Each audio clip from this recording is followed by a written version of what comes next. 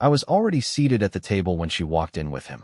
The maitre d' held the door, and she passed through like she owned the place, calm, polished, glowing in that pale blue dress I hadn't seen since our anniversary dinner 2 years ago. I noticed it immediately. That dress was meant for me. She didn't look around to find me. She didn't need to. I wasn't part of her equation tonight. Just an awkward variable tucked into a corner of a restaurant I couldn't even pronounce. When the waiter poured my water, I kept my eyes on her, counting the seconds until she noticed I was already there. 10, 20, 36. That's when her boss touched her lower back. I swear something broke inside me. He guided her toward my table. Slowly, like it was all planned. Like I was some pathetic spectator in a show they'd already rehearsed. She didn't act startled when she saw me. She smiled. Not in surprise, not in joy, but like I was a backup plan in case her night needed a safe ending. "Warren," she said brightly, sliding into the chair across from me without asking. "You're early." I wasn't early. I was exactly on time. She was 40 minutes late. Then she turned to the man beside her. "Leland, this is Warren, just a family friend I've known since college." Family friend. I could have sworn my heart skipped, then limped like a wounded animal. He shook my hand without standing. His fingers were warm, dry, confident. The kind of handshake that doesn't care about you. The kind that says, "I'm the man in her life now.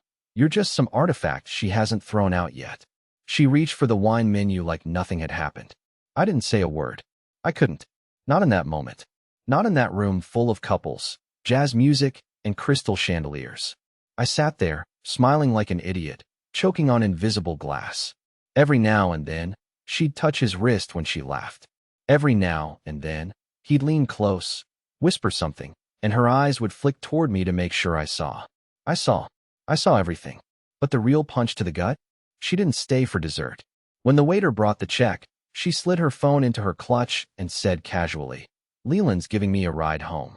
Can you send me the PDF you mentioned later?" The PDF. She meant our tax paperwork. Our paperwork. For the house. The mortgage. The life we built. I nodded. What else was I supposed to do? Cry into the creme brulee? She left with him.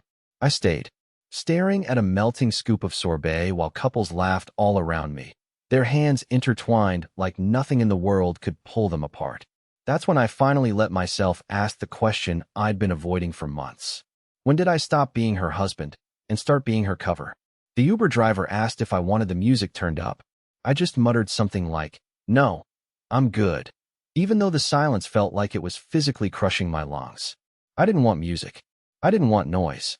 I didn't want anything except to figure out what had just happened, or more accurately, what I had just witnessed and swallowed like it didn't destroy me from the inside out. The woman I married sat across from me, smiled politely, called me a family friend, and then left with another man, her boss, like it was the most normal, unremarkable thing in the world. And I did nothing. Not a protest, not a confrontation. I just sat there like a ghost in a button-down shirt, sipping water while they slipped away. Back at our apartment, I sat on the couch in the dark, the city lights pouring in through the blinds like silent judgment. My phone buzzed once. It was Melanie. A text, not a call. "Thanks for understanding tonight. Let's talk tomorrow. I'm staying at my friend Jenna's." Right. Jenna. I stared at that sentence like it was written in another language. There was no emotion in it. No apology. No explanation. No acknowledgement of how humiliating that dinner had been. Just cold logistics. I didn't respond. What was I going to say? Hope Leland's car has a seat warmer? I barely slept. The few hours I dozed off, I dreamt of hands. Not hers, not mine. Just hands, reaching for door handles, touching wrists, sliding across dress fabric. I woke up more exhausted than I went to bed. By morning, she still hadn't come back. I walked around the apartment like a stranger. I didn't touch anything. I didn't make coffee. I didn't even check my email, which was ridiculous because I never skipped checking my email. Instead, I just stood by the window, waiting for a car that never arrived. Around 11 a.m., she finally texted again. Heading into work. Long night. We'll catch up tonight. Long night. That phrase felt loaded. I nearly threw my phone across the room, but I didn't. I held it like it could still offer me a better answer if I just stared long enough. Later that afternoon, I did something stupid. Or maybe it was the only sane thing I've done in weeks. I Googled Leland. I already knew where he worked, obviously, but I wanted more. I needed something tangible to justify the pit in my stomach. Public speaking engagements, interviews, podcast guest spots. There he was, grinning on the thumbnails, talking about leadership, ethics, mentorship. I watched one video where he talked about cultivating trust in the workplace, and I swear my jaw actually clenched so hard my teeth ached. Then came the pictures. Not from work events. From Instagram. A coworker had tagged him at some impromptu karaoke night last month. And in the background of one photo, out of focus but undeniable, was Melanie leaning against the bar, laughing, cocktail in hand. Her hand rested on his shoulder. Not in a friendly way. In a familiar way. In a way that said, "This is more than drinks and songs." That photo had 23 likes. I just sat there, staring at it like it had the power to confess something. When she came home that evening, I was seated at the kitchen table, trying to look composed. She walked in like nothing was unusual, like we hadn't just passed the point of no return. She dropped her bag by the door, took off her heels, and said, "You wouldn't believe how long today felt." I didn't respond. She opened the fridge, took out sparkling water, and then finally noticed I hadn't moved. "What's wrong?" she asked, her tone suddenly softer, practiced. Measured. I held up my phone. "This is from 3 weeks ago," I said. "You told me you were at a late meeting. But here you are. At a bar. With him." She didn't even flinch. She didn't even look surprised. She just exhaled and leaned against the counter, like I'd finally caught up to a truth she stopped hiding weeks ago. "Warren," she said, "can we please not do this tonight?" That sentence didn't make me angry. It made me hollow. Because in that moment, I realized the biggest betrayal wasn't her leaving with him last night. It was that she had already emotionally packed her bags long ago. And I was the last one to notice. I didn't bring it up again that night. Not because I was okay. Not because I accepted anything. But because there's a strange kind of paralysis that happens when you realize someone you trusted is playing by a completely different set of rules, and you're still stuck believing in fairness. She moved through the apartment like she always did, humming under her breath, folding a blanket that didn't need folding, wiping down the counter that was already clean. I sat there, watching her perform domesticity like a role she didn't believe in anymore. She wasn't guilty. She was simply annoyed that I had the nerve to notice. The next day, I called out sick from work, a thing I rarely do. I couldn't face a monitor. I couldn't troubleshoot another password reset for someone who'd forget it again in 3 days. I needed clarity, and for some reason, I thought I might find it in the form of answers. Real answers. Not the vague brush-offs or those heavily filtered, "let's talk later," lies Melanie had been feeding me. So I did something I'm not proud of. I went through her purse. Not to be cruel. Not to trap her. But because at that point, I had become a man who no longer knew the woman he shared a bed with. And I was desperate. Inside, I found the usual wallet, chapstick, gum, and then one thing that didn't belong, a hotel key card. No branding. Just a black magnetic strip on one side and the number 2215 handwritten on the other. My stomach twisted. I stared at that key like it could either confirm my worst fear or save me from it. I didn't tell her I found it. I just kept it in my pocket like a grenade I wasn't ready to throw. That evening, she came home later than usual. She didn't offer an explanation. She didn't mention work. She asked what we were doing for dinner, as if we hadn't crossed some invisible threshold just 2 nights earlier. I lied and said I wasn't hungry. She shrugged. "Suit yourself." I watched her eat alone at the kitchen island, scrolling through her phone like I wasn't sitting 6 feet away, practically vibrating with questions. The next morning, she left early, before the sun had even broken the horizon. I waited exactly 20 minutes after the sound of the elevator faded before I grabbed the key card and left too. The hotel was downtown. Expensive. The kind of place where the lobby always smells like citrus and polished marble. I felt ridiculous standing there in jeans and an old hoodie, holding a key to a room that didn't belong to me and maybe never belonged to her either. I walked past the front desk like I had every right to be there. No one stopped me. Room 2215 was on the 22nd floor, of course. The ride up felt like I was ascending into the worst part of myself. When I got to the door, I hesitated. I imagined scenarios. Maybe it was an old key from a girl's trip. Maybe she borrowed it from someone. Maybe this wasn't what it looked like. I slid the card. The green light blinked. The room smelled like her perfume. There were 2 wine glasses on the nightstand. A silk scarf on the back of the chair. The bed was made, but not hotel-made. There was a used tissue in the wastebasket. A heel, just one, under the edge of the bed. And worst of all, the photo. It was tucked halfway under a room service receipt. A selfie of Melanie and Leland. He was shirtless. She was laughing into the camera like she was 17 again. Like I never existed. I didn't cry. I didn't scream. I sat on the edge of the bed and stared at the wall for nearly 40 minutes, trying to feel anything that would make this make sense. That evening, I confronted her. Calmly. Too calmly, maybe. I went to the hotel, I said. She paused mid-step, one heel off, one still on. What hotel? Room 2215. Downtown. You left the key in your bag. Her eyes didn't widen. She didn't gasp or rush to explain. She just stood there and said, I guess I should have thrown that away. That was her response. I guess I should have thrown that away. I wanted to laugh, but it caught in my throat like glass. So that's it? I asked. No denial? No shame? Just oops? She sat on the couch, crossed her legs, and said, You've known for a while, Warren. You just didn't want to admit it. But why him? She tilted her head. Because he makes me feel seen. And I don't. She didn't answer. That silence said everything. It said this wasn't a mistake. It was a choice. A series of them. And I had been nothing but a placeholder in a life she outgrew.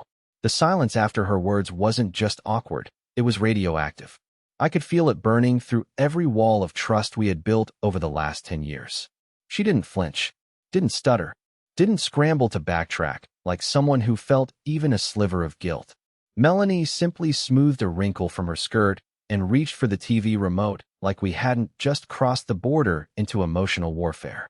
That night, she fell asleep on the couch. I watched her chest rise and fall for over an hour, wondering how she looked so peaceful when my own thoughts were screaming. It hit me then. This wasn't sudden for her. This betrayal had a history, a build-up I had been too blind or too cowardly to see. She was done mourning what we had. I was still clutching pieces of it like it might snap back together. By 4 a.m., I was still wide awake, knees pulled up to my chest on the bathroom floor, the cold tile pressing against my spine. That's when I decided to check our shared accounts. Not just the finances, but everything.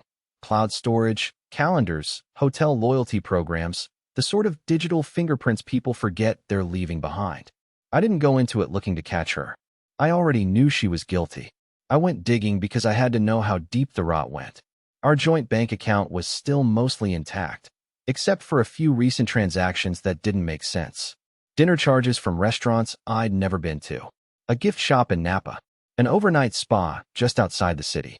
Each charge was small enough to avoid suspicion, but just frequent enough to form a pattern. I compared them to the dates she said she was working late or having drinks with the girls. They lined up perfectly.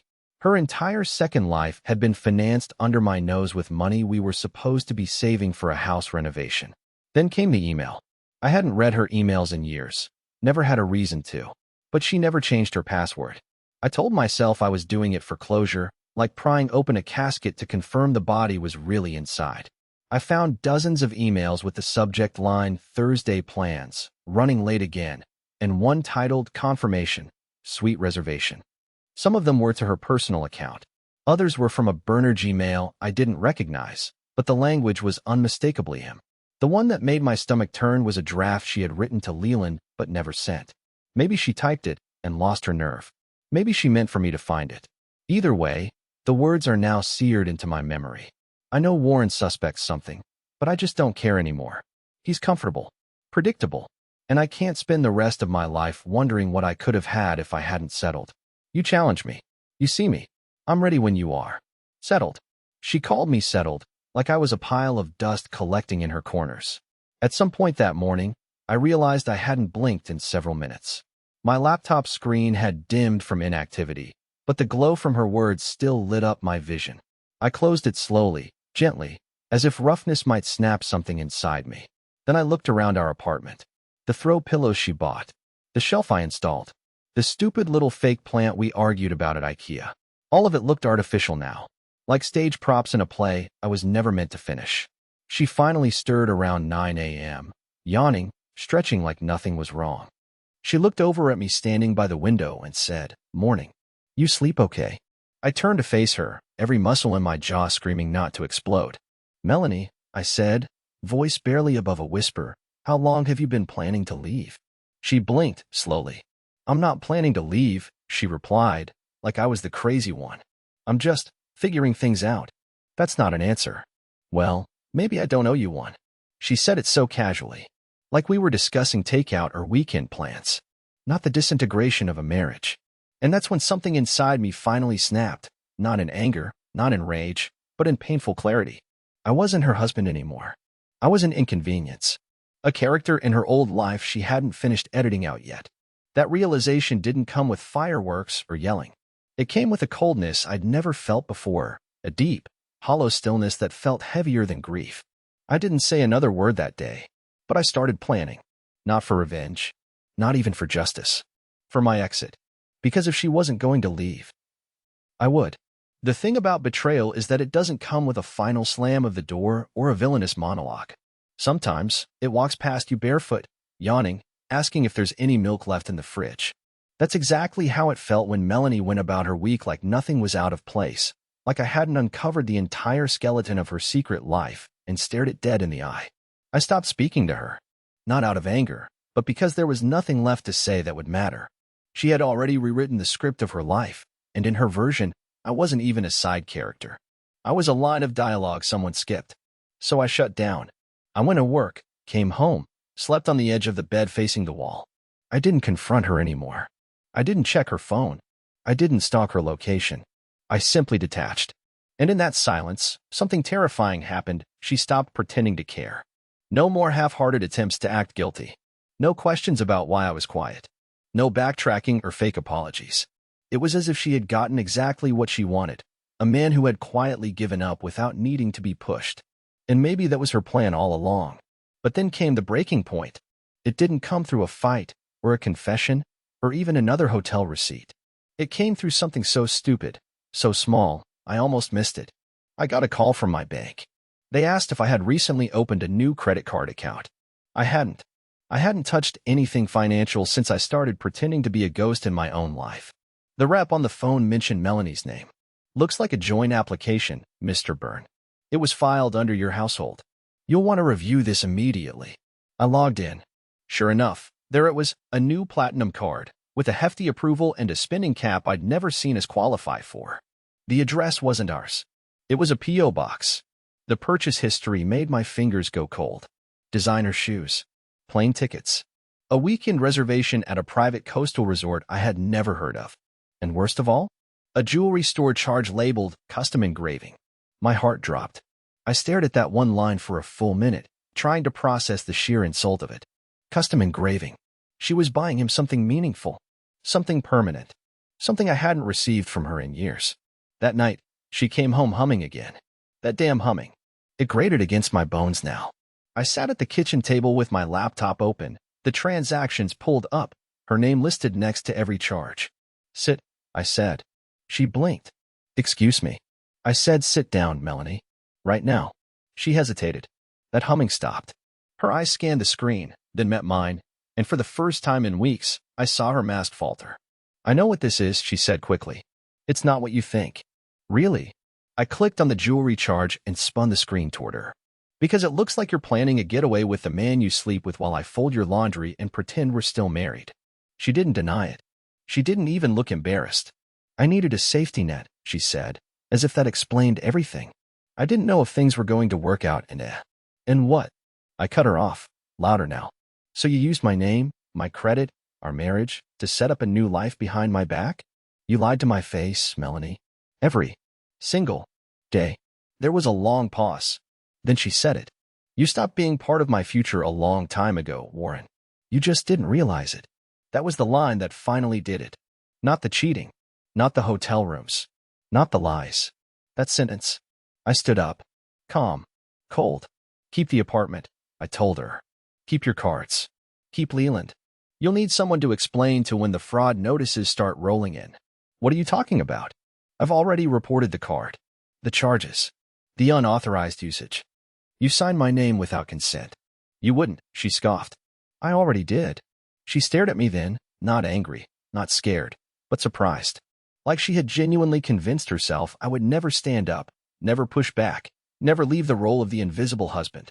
Like I was incapable of resistance. I didn't say another word. I left the room, packed a single suitcase, and walked out without looking back. But the story wasn't over. Because the real truth? I hadn't even told her the worst thing I found. I didn't go to a friend's house. I didn't check into a hotel or drive out of the city for clarity. No, I parked outside a 24-hour diner, sat in my car for what must have been 3 hours, and just existed. I stared at the dashboard like it held answers. I kept replaying that last moment, Melanie's eyes as I told her the card was reported. That stunned silence from a woman who thought she had rewritten the script and cast me as mute. The anger never came, not really. It was something else. Something quieter, colder, deeper. It was grief for a life I thought I understood. But grief didn't stop me from following through. I had logged everything, screenshots of emails, messages, purchases, and copies of every charge tied to my name. I even pulled the CCTV stills from the hotel chain using a login we'd used to book our anniversary trip last year. Melanie had used the same membership. Amateur mistake. Or maybe she didn't care if she got caught. Maybe she wanted me to find out, so I would be the one to end things and save her from having to be the villain. But I wasn't playing that role anymore. I was done making it easy for her.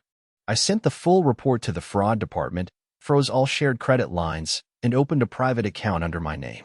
But the one thing I hadn't done yet, the thing I knew I had to do, was uncover the truth about the jewelry purchase. Not because I wanted to know what she bought, but because the label on the receipt wasn't generic. It said, "Custom piece, hand-engraved ring. Inscription, to new beginnings, always, M+L." My hands trembled when I read it. Not because of the initials. I knew what those meant, but because of the date. The order was placed 6 weeks ago. 6 weeks ago, she had still been coming home to me every night. Still kissing me on the forehead before bed. Still talking about repainting the guest room, like we were in the middle of building a life instead of gutting it from the inside out. I had to see it for myself. The jewelry shop was high-end, the kind with frosted windows and too much silence. I walked in wearing my work jacket and sneakers, already feeling like a fraud. A young man in a suit greeted me with a practiced smile that faded when I showed him the order number. "I'm not here to make a scene," I said quietly. "I just want to know who picked it up. That's all. Please." He hesitated. "Sir, normally we can't." "I'm not asking for anything private. I just want to confirm whether it was picked up, and if so, who signed for it. I'm the husband." She used my last name to file the purchase. He looked at the system. A few seconds passed. Then he looked back at me with something that wasn't quite sympathy, and wasn't quite indifference either. "Yes," he said. "It was collected 3 days ago." I swallowed hard. "Buyer?" "No," he said. A man picked it up. Tall. Mid-40s. Expensive coat. He signed the order as Leland. Of course he did. I should have walked out. I should have just turned and left. But I couldn't stop myself. The words were already pushing up my throat. What did it look like? The man blinked. The ring. Yes. He hesitated again, then said, "Platinum band. Simple design. No stone." The inscription was inside. Very elegant. It wasn't a woman's ring. Not a woman's ring. It wasn't for her. It was for him. Suddenly everything snapped into focus. Melanie hadn't been preparing to leave me for Leland. She had already left me emotionally months ago. The ring wasn't a gift for a lover. It was a pledge. A symbol. Not of romance. Of alliance. She was helping him. Maybe not in crime, not in anything dramatic, but in something worse. She was building a new life where I wasn't just unwanted, I was erased. She was rewriting her loyalty, her commitment, her identity, and she did it with our money, our account, while eating dinner across from me like nothing had changed. That night, I returned to the apartment once more, not to argue, not to beg, but to watch, to observe. She wasn't there, but her suitcase was. Half-packed. Selectively. Neatly. A few outfits. The expensive perfume she only wore when she wanted to impress someone new. The ring box wasn't there, but I knew exactly where it had gone. On someone else's finger. I stood in the middle of our bedroom, phone in hand, staring down at the untouched bed.